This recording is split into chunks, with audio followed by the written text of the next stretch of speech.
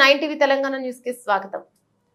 వికారాబాద్ పట్టణంలోని రోడ్లపై ఏరులై పారుతున్న మురుగునీరు పట్టించుకొని మున్సిపల్ సిబ్బంది. వికారాబాద్ జిల్లా వికారాబాద్ మున్సిపల్ కేంద్రంలో 16వ వార్డు గంగారం కాలనీలో నివాస గృహాల ముందు అండర్ డ్రైనేజ్ నిండిపోయి మురుగునీరు ఏరులై పారుతున్న మున్సిపల్ సిబ్బంది పట్టించుకోవడం లేదని కాలనీ వాసులు ఆరోపిస్తున్నారు.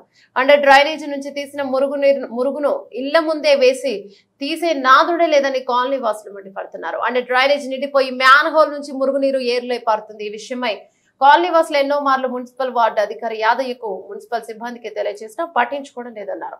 సమస్య ఇనాలని ఉంటే దోమలు పెరిగి కాలనీ వాసులు అనారోగ్యాల బారిన పడతారని వాపోతున్నారు. మురుగునీరు ఏర్లై పారుతుండటంతో దుర్వాసన వెదజల్లుతోందని వెంటనే సమస్యను పరిష్కరించాలని కాలనీ వాసులు కోరుతున్నారు. ఈ విషయంపై 16వ వార్డు కౌన్సిలర్ రాజలక్ష్మి రమణను కాలనీ వాసులు సంప్రదించగా విషయంపై నా దృష్టికి ముందే వచ్చిందని, దీనిపై నేను కూడా మున్సిపల్ అధికారుల దృష్టికి తీసుకెళ్లిన సమస్య పరిష్కారం కావడం లేదని ఆమె తెలిపారు.